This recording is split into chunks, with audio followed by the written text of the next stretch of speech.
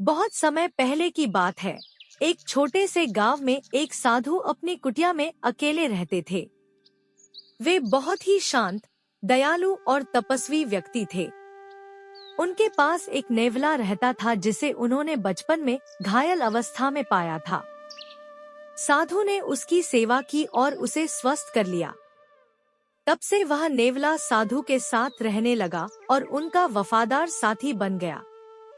एक दिन एक ग्रामीण महिला अपने छोटे बच्चे के साथ साधु की कुटिया पर आई और उनसे निवेदन किया, मैं कुछ समय के लिए बाहर जा रही हूँ, कृपया मेरे बच्चे की देखभाल करें।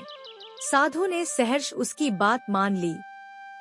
उन्होंने बच्चे को झूले में सुलाया और नेवले से कहा, इस बच्चे का ध्यान रखना। फिर वे अपने दैनिक कार्य में व्यस्त हो गए।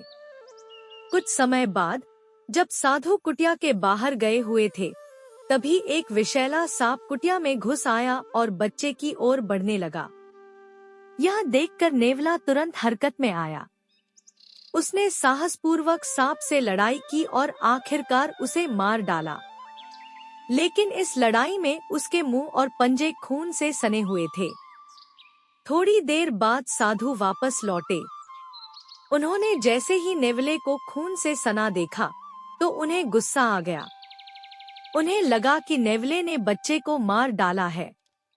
उन्होंने आवेश में आकर पास ही पड़ी लकड़ी से नेवले को जोर से मार दिया।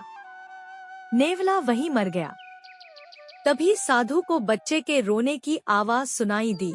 वह तेजी से भीतर गए और देखा कि बच्चा सुरक्षित है और उसके पास एक मरा हुआ सांप पड़ा है। यह देखकर साधु की आंखों में आंसू आ गए। उन्हें अपनी गलती का एहसास हुआ।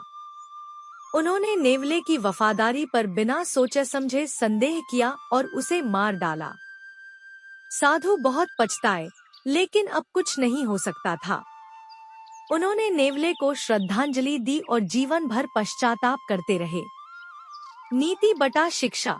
इस कहानी से हमें यह सीखने को मिलता है कि किसी पर आरोप लगाने या निर्णय लेने से पहले पूरे तथ्य जान लेना चाहिए। जल्दबाजी में लिया गया निर्णय कभी कभी अपूरणीय हानि पहुंचा सकता है। धैर्य और विवेक से काम लेना ही बुद्धिमानी है।